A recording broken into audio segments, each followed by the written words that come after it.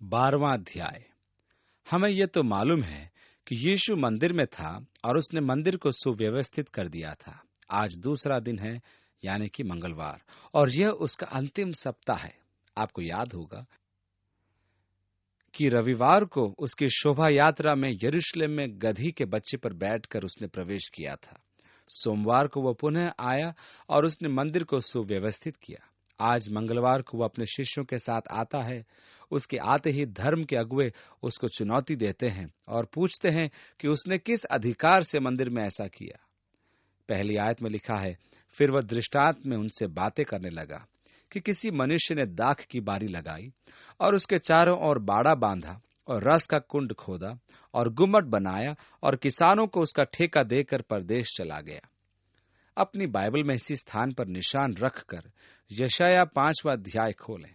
मेरे विचार में अब आप समझ गए होंगे कि वे जान गए थे कि यीशु किस संदर्भ में क्रियाशील था। यशायाह उसके 5वें अध्याय की पहली 7 आयतों में इस प्रकार लिखा है, अब मैं अपने प्रिय के लिए और उसकी दाख की बारी के विषय में गीत गाऊंगा। एक अति उपजाऊ टीले पर मेरे प्रिय की एक दाख की बारी थी। उसने उसकी मिट्टी खोदी और उसके पत्ते बीन कर उसमें उत्तम जाति की एक दाखलता, उसके बीच में उसने एक गुम्मट बनाया और दाखलता के लिए कुंड भी खोदा। तब उसने दाख की आशा की, परंतु उसमें निकम्मी दाखें ही लगी। अब हे यरूशलेम के निवासियों और हे यहूदा के मनुष्यों, मेरे और मेरी दाख की बारी के बीच न्याय करो। मेरी दाख की बारी के लिए और क्या करना रह गया जो मैंने उसके लिए न किया हो? फिर क्या कारण है कि जब मैंने दाख की आशा की तब उसमें निकम्मी दाखें लगी? अब मैं तुमको जताता हूं कि अपनी दाख की बारी से क्या करूंगा। मैं उसके कांटे वाले बाड़ को उखाड़ दूंगा कि वह चटकी जाए, और उसकी भीत को ढा दूंगा कि वह रौंदी जाए। मैं उसे उजाड़ दूंगा, वह न तो फिर छांटी और न खोदी जाएगी, और उसमें भांति भांति के कटीले पेड़ उगेंगे। मैं मेघों को भी आज्ञा दूंगा कि उस पर जल न बरसाए, क्योंकि सेनाओं के यहोवा की यह दाख की बारी इज़राइल का घराना और उसका मनभाऊ पौधा यहूदा के लोग हैं। और उसने उनमें न्याय की आशा की, परंतु अन्याय देख पड़ा। उसने धर्म की आशा की, परंतु उसे चिल्लाहट ही सुन पड़ी। यीशु ने इन अगुओं से यह कहना आरंभ किया, एक मनुष्य था जिसने दाख की बारी लगाई और उसके चारों ओर बाड़ा खोदा और दाखरस के लिए कुंड भी खोदा, और उसके बीच में उसने गुम्मट बनाया। उनका मस्तिष्क तुरंत यशायाह की पुस्तक में पहुंच गया और उसने आगे कहा, और किसानों को उसका ठेका देकर परदेश चला गया। फिर फल के मौसम में उसने किसानों के पास एक दास को भेजा कि किसान से दाख की बारी के फलों का भाग ले, पर उन्होंने उसे पकड़कर पीटा और छूछे हाथ लौटा दिया। फिर उसने एक और दास को उनके पास भेजा और उन्होंने उसका सिर फोड़ डाला और उसका अपमान किया। फिर उसने एक और को भेजा और उन्होंने उसे मार डाला। तब उसने और बहुतों को भेजा, उनमें से उन्होंने कितनों को पीटा और कितनों को मार डाला। अब एक ही रह गया था जो उसका प्रिय पुत्र था। अंत में उसने उसे भी उनके पास यह सोचकर भेजा कि वह मेरे पुत्र का आदर करेंगे। पर उन किसानों ने आपस में कहा, यही तो वारिस है, आओ हम इसे मार डालें, तब मिरास हमारी हो जाएगी। और उन्होंने उसे पकड़कर मार डाला और दाख की बारी के बाहर फेंक दिया। इसलिए दाख की बारी का स्वामी क्या करेगा? यह दृष्टांत स्पष्ट था और धर्म के अगुओं पर लक्षित था। किसान अर्थात धर्म के अगुए और दाख की बारी अर्थात इज़राइल। परमेश्वर ने अपने दास अर्थात भविष्यद् वक्ताओं को भेजा, परंतु उनके साथ दुर्व्यवहार किया गया। उन्हें पकड़कर पीटा गया, उनका पत्थरवाह किया गया, उन्हें मार डाला गया। अंत में स्वामी ने कहा, मैं अपने इकलौते पुत्र को जो मेरा अति प्रिय है भेजता हूं। यहाँ यीशु ने स्वयं को एक संपूर्ण रूपेण क्षमता में वर्गीकृत किया है। अब पुत्र आया तो धर्म के अगुओं ने ठान ली कि उससे छुटकारा पाया जाए, जिससे कि वे दाख की बारी का स्वामित्व अपना लें। अब प्रश्न क्या है? दाख की बारी का स्वामी क्या करेगा? नवी आयत में वह आकर उन किसानों को नाश करेगा और दाख की बारी औरों को दे देगा। हमने क्या देखा कि यीशु ने अंजीर के वृक्ष को श्रापित किया और वह सूख गया क्योंकि उसने फल उत्पन्न नहीं किया। इज़राइल राष्ट्र परमेश्वर के उस उद्देश्य की पूर्ति नहीं कर पाया जिसके लिए परमेश्वर ने उसे अपनी विशेष प्रजा बनाया था। वे परमेश्वर के मनोवांछित फल न ला पाए। अब परमेश्वर क्या करेगा? वो उनको दिए समस्त अधिकार और सुविधाएं छीन लेगा और अन्य जातियों को दे देगा। यहाँ हम देखते हैं कि अन्य जातियों के लिए परमेश्वर द्वार खोल रहा है। यीशु यहाँ भविष्यवाणी सुना रहा है कि परमेश्वर अपना काम इस युग में यहूदियों के मध्य नहीं करेगा, वरन अन्य जातियों में। और हम देखते हैं कि परमेश्वर के आत्मा ने अन्य जातियों के मसीह विश्वासियों में प्रभावी रूप में काम किया। इसी के तुरंत बाद यीशु भजन संहिता 118 का संदर्भ देते हुए कहता है कि क्या तुमने पवित्र शास्त्र में यह वचन नहीं पढ़ा कि जिस पत्थर को राजमिस्त्रियों ने निकम्मा ठहराया था, वही कोने का सिरा हो गया। यह प्रभु की ओर से हुआ और हमारे दृष्टि में अद्भुत है। यह भजन 118, जिस पत्थर को राजमिस्त्रियों ने निकम्मा ठहराया था, वही कोने का सिरा हो गया, ये नए नियम में बार बार आया है। प्रेरितों के काम अध्याय 4 में पतरस ने धर्म के अगुओं से बातें करते समय ये भजन दोहराया था। पौलुस ने भी रोम और इफिसुस की कलीसियाओं को पत्र लिखते समय इस भजन का उद्धरण किया। यीशु ने भी इसी भजन का संदर्भ दिया। निस्संदेह ये पत्थर यीशु ही था। ध्यान दीजिए कि दानियल ने भी एक पत्थर के विषय में कहा जो हाथों से नहीं काटा जाता। उसमें उस मूर्ति को चूर चूर कर दिया और बड़ा होते होते इतना बड़ा हो गया था कि पूरी पृथ्वी को ढक दिया। ये पत्थर भी यीशु मसीह ही है। राजमिस्त्रियों ने अर्थात धर्म के अगुओं ने जिस पत्थर को अर्थात यीशु को निकम्मा ठहराया था, वही वास्तव में कोने का पत्थर था। सुलेमान के मंदिर के निर्माण के समय एक बड़ी रुचिकर बात हुई। मंदिर के लिए पत्थर खोदे जा रहे थे और मंदिर निर्माण स्थल पर लाए जा रहे थे और एक के ऊपर एक रखे जा रहे थे।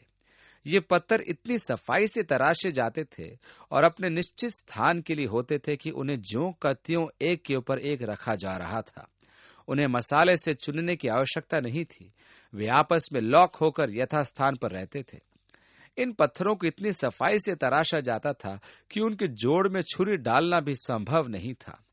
ये पत्थर खदान से निकालकर वहीं पर तराशे जाते थे। ये खदान यरूशलेम के उत्तर में थी। जब वे तैयार हो जाते थे तो उन पर उनके लगाए जाने के स्थान का चिन्ह डालकर उन्हें मंदिर स्थल पर भेज दिया जाता था। अब एक पत्थर ऐसा आ गया था जो राजमिस्त्री समझ नहीं पा रहे थे कि निर्माण के उस चरण में उसका स्थान कहाँ है, इसलिए उन्होंने उसे एक और डाल दिया। जब मंदिर लगभग पूरा हो गया तब वहां कोने का पत्थर नहीं था, इसलिए उन्होंने खदान में संदेश भेजा, हमें निर्माण कार्य पूरा करना है और इमारत का समर्पण करना है, हमें कोने का प्रमुख पत्थर चाहिए। खदान के अफसर ने अपनी किताबों में देखा और कहा, वह तो भेजा जा चुका है। उन्होंने कहा, हमारे पास तो आया नहीं। खदान से फिर उत्तर आया, हम भेज चुके हैं। तब किसी को ध्यान आया कि एक पत्थर कभी आया था और निकम्मा होने के कारण एक और फेंक दिया गया था।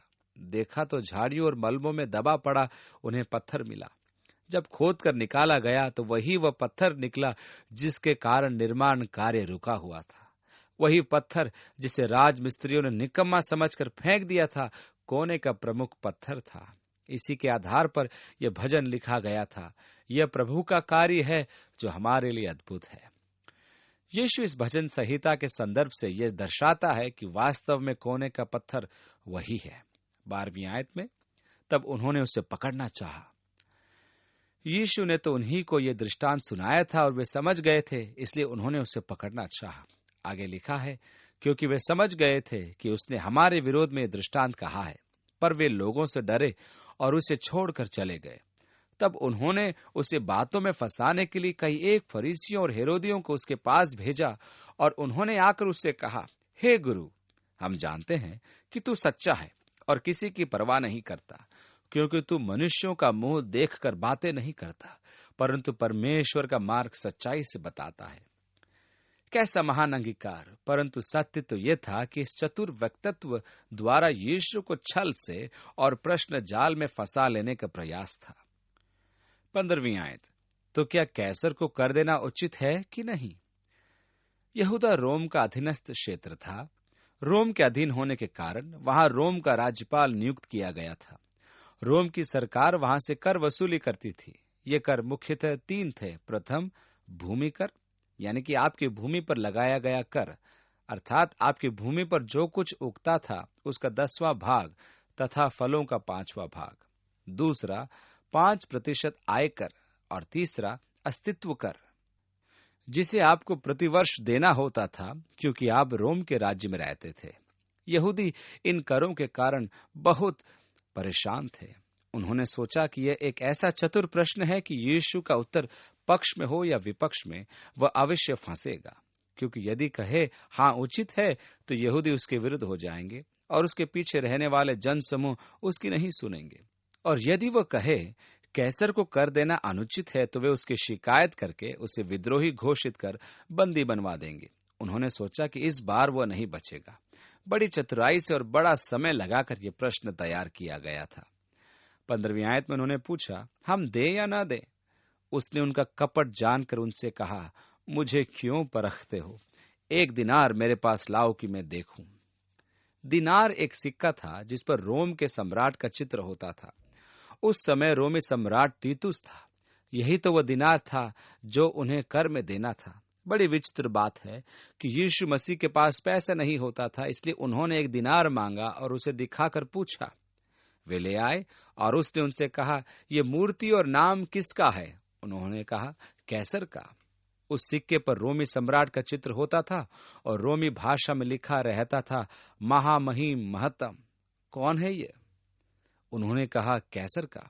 यीशु ने उनसे कहा, जो कैसर का है वो कैसर को, और जो परमेश्वर का है परमेश्वर को दो। तब वे उस पर बहुत अचंभा करने लगे। और वास्तव में ऐसा ही था। संपूर्ण मुद्रा कैसर की होती थी, जो सरकारी कहलाती थी। नागरिक उनका विनिमय में प्रयोग करते थे, परंतु उस पर उनका अधिकार नहीं था। सब कुछ सरकार का था, जैसा कि आज हमारे देश में है। सारा रुपया सरकार का है, हम केवल उसके धारक हैं। यीशु उनके जाल से सफाई से बच निकला। फिर सदूकियों ने भी, जो कहते हैं कि मरे हुओं का जी उठना है ही नहीं।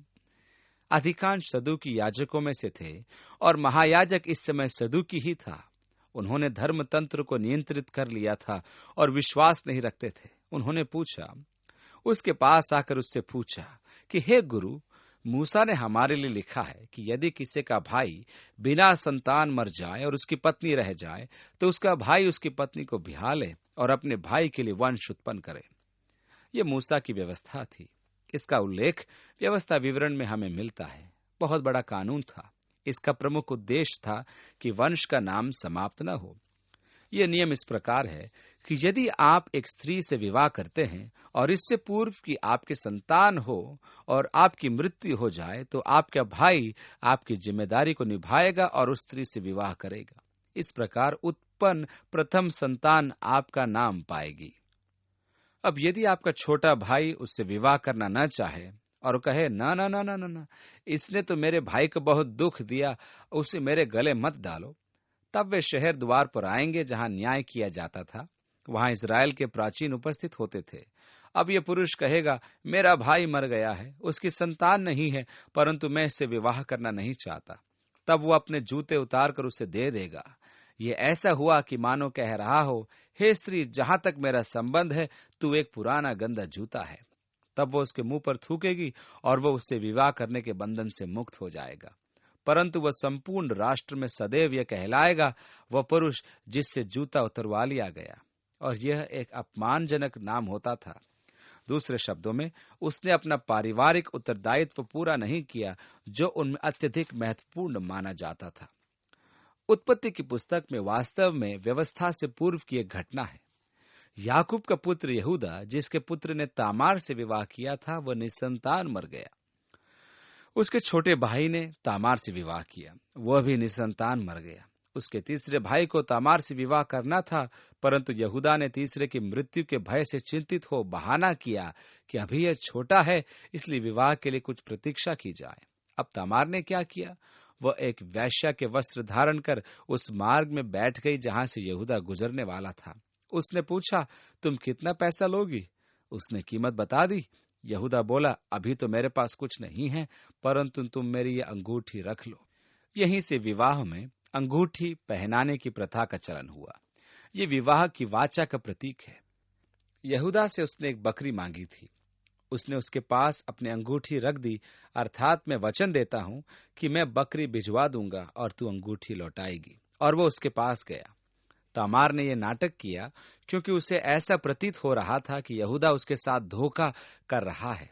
उसने वेश्याओं का सा पर्दा किया और प्रतिकार लिया। वह घर लौट आया और अपने चरवाहे से कहा, उस स्थान पर जो वेश्या रहती है वहां जाकर बकरी का बच्चा दे देना और मेरी अंगूठी ले आना। वह बकरी लेकर आया, परंतु वह स्त्री वहां नहीं थी। उसने आस पड़ोस में पूछा, जो वेश्या यहाँ रहती थी वह कहाँ है? उन्होंने कहा, यहाँ तो कोई वेश्या नहीं रहती। वह लौट कर आया और कहने लगा, वहां तो मुझे कोई वेश्या नहीं मिली, और वहां के लोग भी कहते हैं कि यहाँ तो कोई वेश्या नहीं रहती। कुछ समय के बाद यहूदा को सूचना मिली कि तामार गर्भवती है। उसने आदेश दिया कि उसे पत्थरवाह कर दो। तामार आई और बोली, वह पुरुष जिसकी ये अंगूठी है उसी से मैंने गर्भधारण किया है। यहूदा ने मुंह की खाई, क्या कर सकता था? यहां मेरी रुचि का विषय है यीशु की वंशावली में तामार का नाम। कैसी विचित्र बात है कि परमेश्वर अपने पुत्र को इस वंशावली में लाएगा।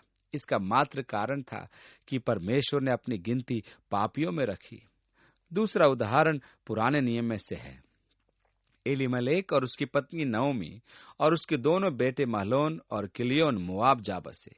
या महलोन और किलियोन ने विवाह किया और पिता और दोनों पुत्रों की वहां मृत्यु हो गई। नओमी और रूत अब पुनः यहूदा लौट आई। यहाँ एलीमलेक के भाई बोआज ने रूत से विवाह किया और परिवार का नाम चलाया। बोआज परिवार कुटुंबी कहलाया। उसके द्वारा रूत को पुत्र प्राप्ति हुई जिसका नाम ओबेद था।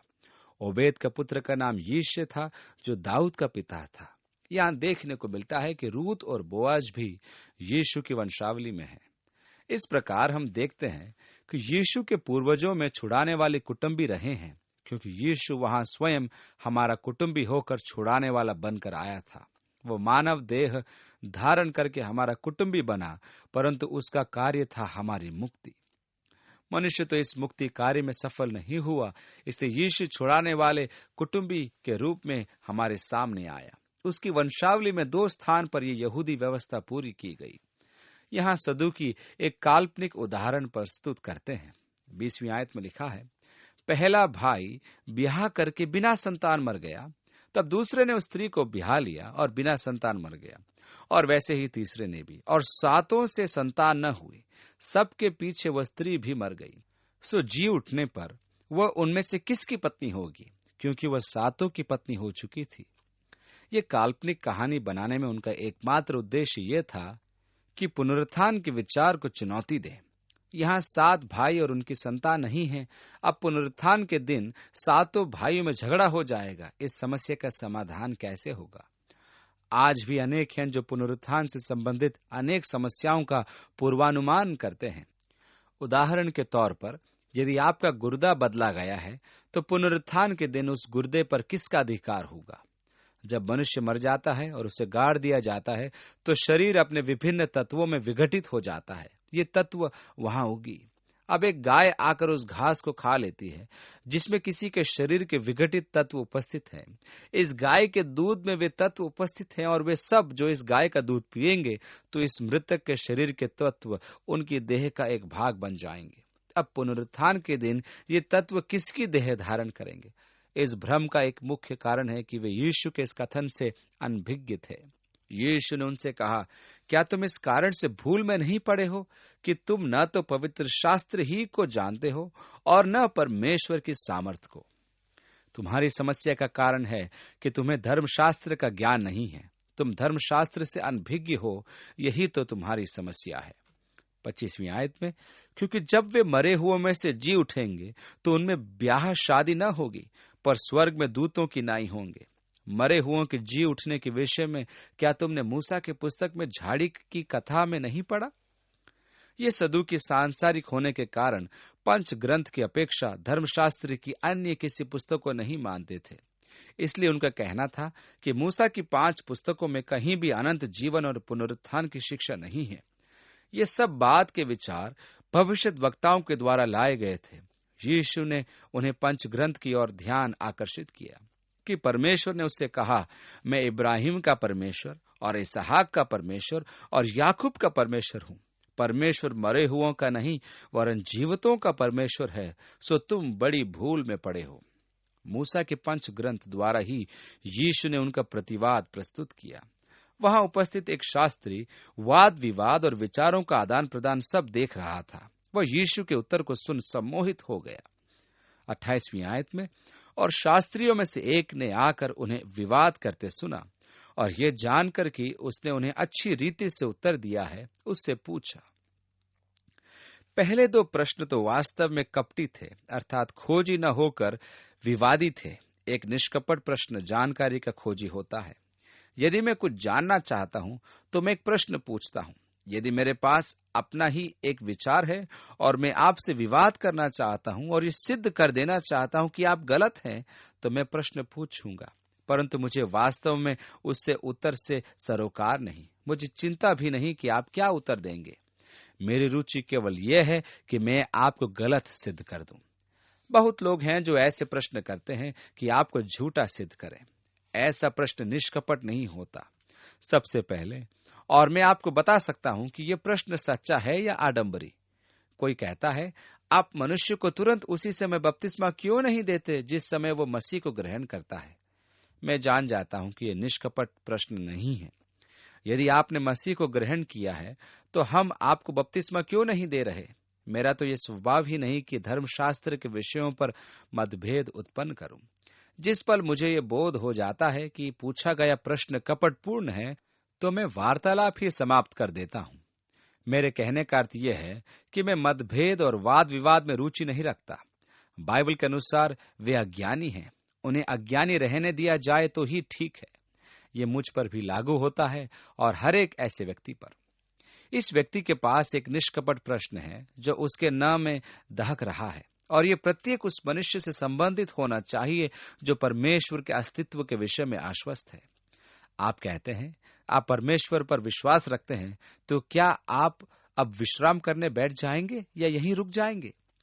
यदि आप विश्वास रखते हैं कि परमेश्वर है, तो आप इस आधारभूत सिद्धांत से अकस्मात ही विकसित होते हुए आगे बढ़ जाते हैं और फिर बहुत कुछ करना होता है।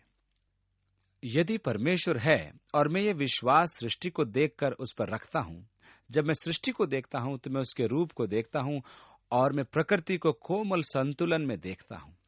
मैं ऑक्सीजन और नाइट्रोजन चक्र देखता हूं जो 2/3 और 1/3 भाग हैं। इन सब का एक प्रारूप है। इनका होना आवश्यक है क्योंकि मनुष्य को जीने के लिए इनकी आवश्यकता है। तो ये मेरे लिए भी होगा। मेरे लिए परमेश्वर का उद्देश्य क्या है? और ये मनुष्य यीशु के पास आया था, वह ऐसी ही स्थिति में आया था। मेरे लिए परमेश्वर का उद्देश्य क्या है? उसका वास्तविक प्रश्न है, सबसे मुख्य आज्ञा कौन सी है? सच में सबसे महत्वपूर्ण बात क्या है? सबसे पहले क्रम में न कि परमेश्वर ने सबसे पहली आज्ञा क्या दी। पहली आज्ञा क्या दी? वाटिका के मध्य स्थित पेड़ का फल मत खाना। परंतु यदि क्रम में देखें तो परमेश्वर के सबसे महत्वपूर्ण आज्ञा क्या है? यीशु ने उसे उत्तर दिया, सब आज्ञाओं में एक मुख्य है, हे इज़राइल सुन, प्रभु हमारा परमेश्वर एक ही प्रभु है। यीशु व्यवस्था विवरण में शिमा अर्थात सुन का संदर्भ दे रहा है। ये धर्मशास्त्र के वे पद हैं जिन्हें अपने तावीज में रखकर अपनी कलाई में बांधते थे, अपने मस्तक पर बांधते थे, और उन सब में शिमा के पद रखे होते हैं। सुन हे इज़राइल, हमारा प्रभु परमेश्वर एक है। उनके उत्सवों के दिन में जब वे मंदिर पर्वत पर एकत्रित होते थे, तब वे इस पद का उच्चारण करते थे और वे कहते थे, सुन हे इज़राइल, हमारा प्रभु परमेश्वर एक ही प्रभु है। एक महानतम आज्ञा, सर्वप्रथम एक प्राथमिक आज्ञा कि एक ही प्रभु। इब्रानी में एक के लिए प्रयोग किया गया शब्द है एरवाद, जो संयोजित एकता है। एक के इब्रानी में एक और शब्द है यखीद, जो परम एकता है। मेरी 4 अंगुलियां हैं, परंतु मेरा एक हाथ है, और दूसरे हाथ में 4 अंगुलियां हैं और एक अंगूठा है। इस प्रकार आपके पास हाथ तो है, परंतु वह संयोजित एकता में नहीं है।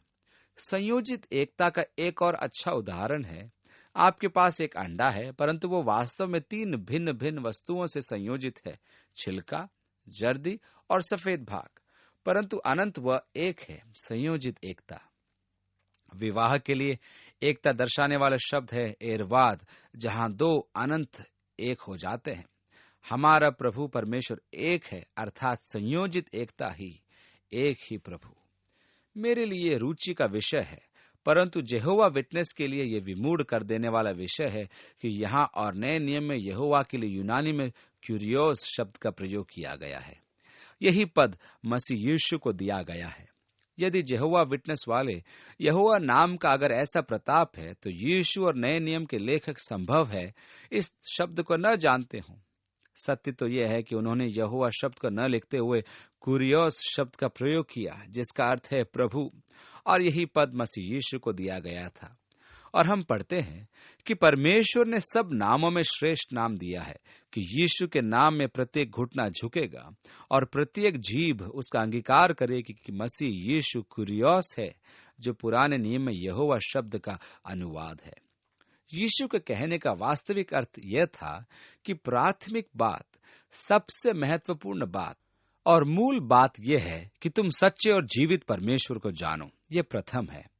अब समस्या तो यह है कि अनेक धर्म हैं, और आप कैसे जानेंगे कि जीवित परमेश्वर कौन सा है? जब मैं अपने स्वयं का विश्वास और परमेश्वर से निज संबंध स्थापित कर रहा था, तब यह मेरा दूसरा चरण था। इसलिए कुछ समय इस्लाम पढ़ा, बुद्ध धर्म पढ़ा, और मैं बाइबल का भी गंभीर अध्ययन कर रहा था।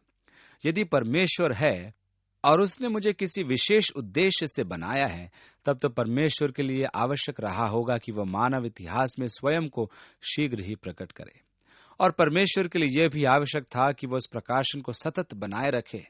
इसलिए मैंने अतीत के समस्त धर्मों को तुरंत त्याग दिया जो मेरे मार्ग में आए, और उनको भी त्याग दिया जो अब उदय हो रहे थे। जब मैंने बाइबल पढ़ी तो मैं बाइबल की भविष्यवाणियों के पक्ष से आकर्षित हुआ, जिसके लिए बाइबल स्वयं यह घोषणा करती है कि वह उसके उदय का आंतरिक प्रमाण है कि उसका उदय परमेश्वर में है। वहां लिखा है कि तुम जान लो कि मैं ही परमेश्वर हूं और मेरे तुल्य कोई नहीं। मैं तुम्हें भावी घटनाओं के विषय पहले से ही बता दूंगा, जिससे कि जब वे घटे तो तुम जान लो कि मैं निश्चय ही परमेश्वर हूं। यीशु ने कहा, मैंने तुम्हें समय से पहले ही बता दिया कि क्या होगा, जिससे कि जब ऐसा हो तो तुम विश्वास करो। इस प्रकार हम आज के समय के विषय में भी बाइबल की भविष्यवाणी को पूरा होते हुए देखते हैं। अर्थात जो घटनाएं आज घट रही हैं, उनकी भविष्यवाणी बाइबल में पहले से है। आज संसार माने या न माने, जो घटनाएं इस्राएल राष्ट्र के साथ आज घट रही हैं, वो बाइबल की भविष्यवाणी ही है। परमेश्वर का वचन कहता है ऐसा होगा। यूरोप का 10 राष्ट्रीय संघ, इलेक्ट्रॉनिक कोष विनिमय, जिसके विषय में पढ़ने को मिलता है, परमेश्वर ने कहा, मैंने तुम्हें पहले ही बता दिया है कि तुम विश्वास करो। मनुष्य के लिए सबसे महत्वपूर्ण बात यह है कि वह परमेश्वर को खोजे। सुन है इज़राइल, प्रभु हमारा परमेश्वर एक है। यह अति महत्वपूर्ण है कि आप जाने कि परमेश्वर कौन है। दूसरी बात यह है कि आप उसके साथ प्रेम के संबंध को स्थापित करें। 30वीं आयत में आगे लिखा है, दूसरा यह कि हम उसके साथ प्रेम पूर्ण संबंध बनाए रखें, और तू अपने परमेश्वर से अपने सारे मन से, अपने सारे प्राण से और अपनी सारी बुद्धि से और अपनी सारी शक्ति से प्रेम रखना। परमेश्वर से सबसे अधिक प्रेम रखें। परमेश्वर को आपके अस्तित्व का केंद्र बन जाने दें। मनुष्य का जीवन किसी न किसी केंद्र के चारों ओर घूमता है, और ये आवश्यक है कि आप अपने जीवन में झांक कर देखें कि आपके जीवन का केंद्र क्या है। आपका जीवन किसकी परिक्रमा करता है? अधिकांश मनुष्यों के लिए उनका स्वार्थ ही उनके जीवन का केंद्र है। जीवन एक मूल है, एक त्रासदीपूर्ण मूल, एक धोखा है। इसका कोई अर्थ नहीं, कोई उद्देश्य नहीं। मैंने दुर्घटना के रूप में आरंभ किया और दुर्घटना के रूप में ही इससे बाहर आ गया। क्या अर्थ निकला? कुछ नहीं। कैसा खोखलापन, कैसी निस्सारता। इसका एकमात्र कारण है आत्म केंद्रित जीवन।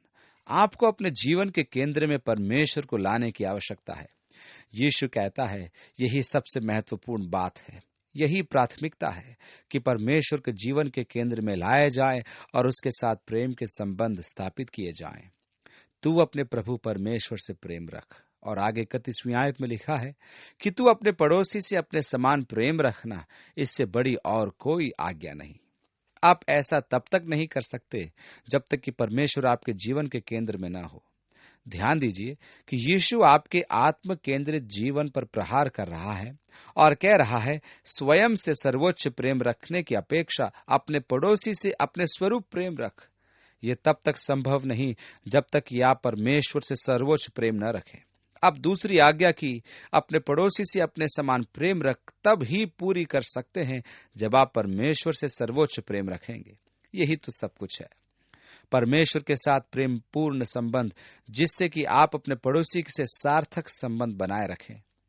परमेश्वर को अपने जीवन का केंद्र बिंदु बनाएं, जिससे कि आपका क्षितिज जीवन संतुलित हो जाए। मनुष्य अपने जीवन के इस पक्ष में सबसे अधिक गड़बड़ करता है। उनके सामाजिक संबंध पूर्ण रूप से बिगड़ जाते हैं और वे डॉक्टर के पास जाकर और स्वयं को समझने का प्रयास करते हैं और कहते हैं, मैं क्यों उत्तेजित हो जाता हूं, मैं क्यों चिड़चिड़ा हूं, मैं क्यों चीखता हूं, मैं क्यों चिल्लाता हूं, मैं लोगों को भगा क्यों देता हूं, मेरा व्यवहार असामाजिक क्यों है। वो डॉक्टर आपके मनोविज्ञान का अध्ययन करता है और कहता है, आप ये कीजिए और वो कीजिए और आप नींद की गोली खाइए, कुछ नहीं होगा। वो वास्तव में आपकी सहायता कर रहा है ताकि आपका सामाजिक जीवन संतुलित हो जाए। और जो ही आप एक अवस्था को सुधारते हैं, त्यों ही सब कुछ सुधरने लगता है। आप स्वयं देखते हैं कि मनुष्य संतुलन बनाए रखने के लिए अपना पूरा जीवन लगा देता है, तो अभी उसका जीवन उलट पुलट ही रहता है। सत्य तो यह है कि आपको अपने जीवन के केंद्र को देखना है कि वह घेरे से बाहर है या नहीं। आपका परमेश्वर से संबंध कैसा है? यदि आपका अक्ष टेढ़ा है तो आपका क्षैतिज जीवन डामाडोल ही चलता रहेगा और आप कहेंगे, हे परमेश्वर, इसे रोको, मुझे अवकाश चाहिए। सबसे पहले परमेश्वर के साथ संबंध ठीक करो, परमेश्वर को जानो, परमेश्वर से प्रेम रखो। दूसरी आज्ञा कि अपने पड़ोसी से अपने बराबर प्रेम रख, स्वयं ही पूरी हो जाएगी। उत्तर सुनकर उसमें कौतूहल जागृत हुआ। उसने सोचा, ठीक है, मैं इसकी बात मानूंगा। और उसने यीशु की बात को मन में बैठाने के लिए दोहराया।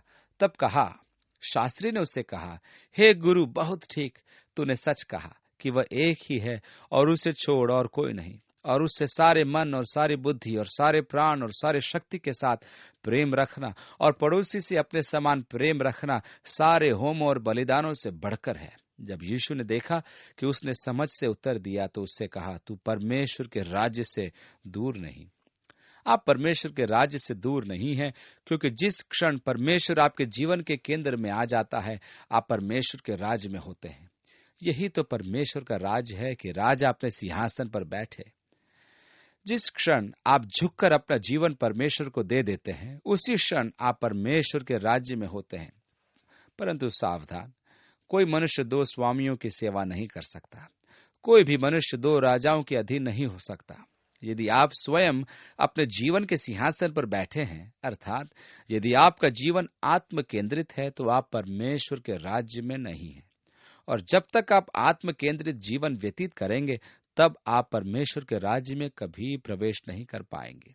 इसके लिए आपके जीवन के केंद्र में परमेश्वर का होना आवश्यक है। यह मनुष्य इस सच्चाई को समझने लगा था।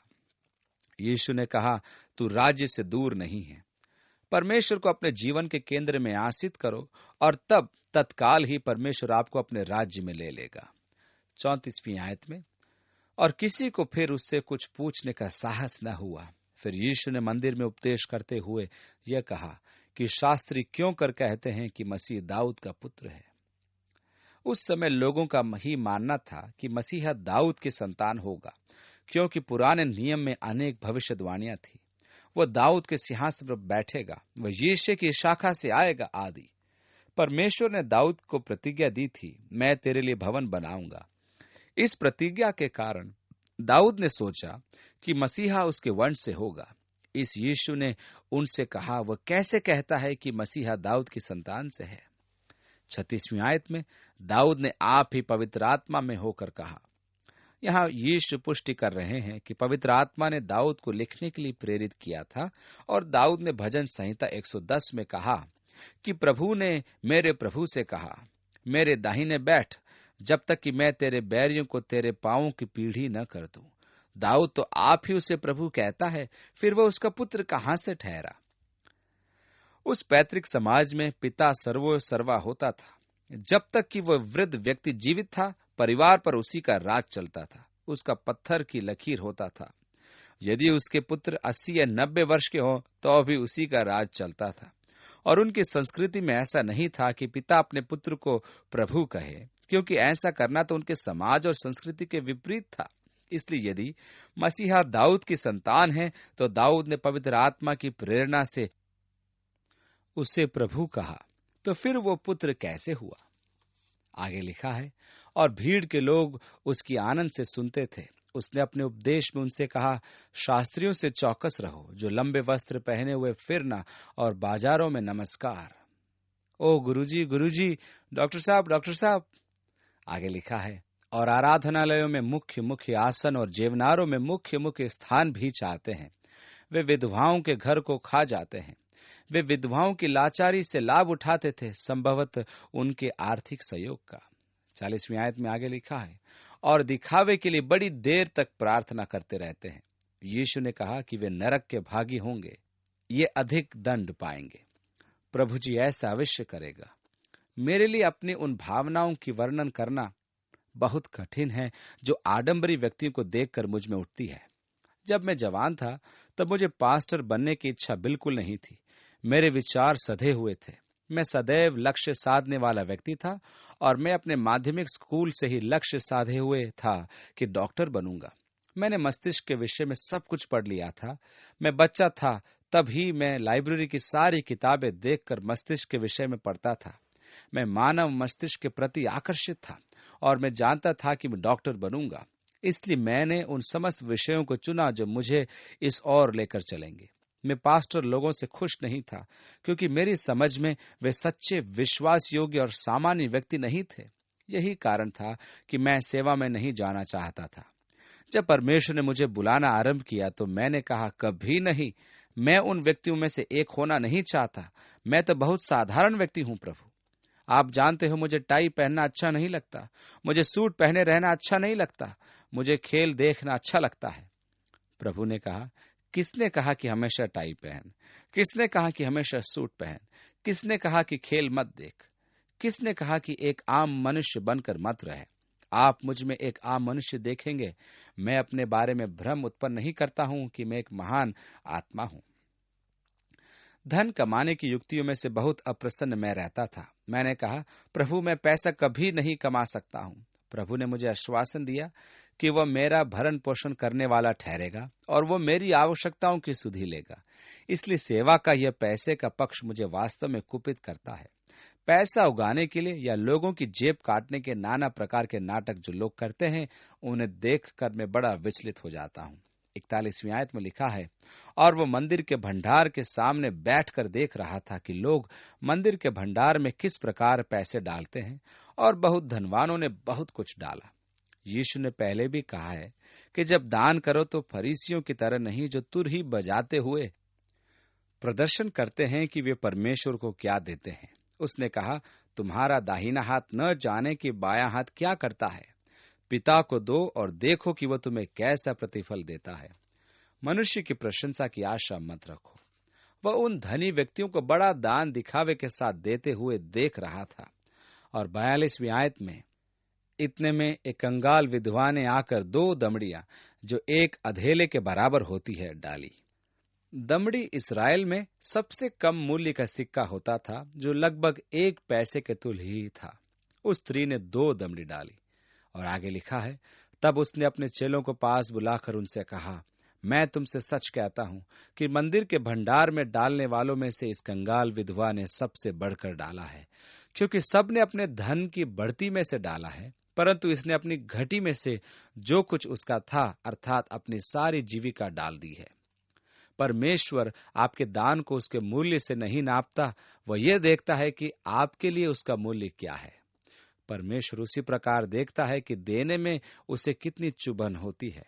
दाऊद ने एक बार कहा था, मैं परमेश्वर को वो नहीं दूंगा जिसका मूल्य मेरे लिए कुछ नहीं है।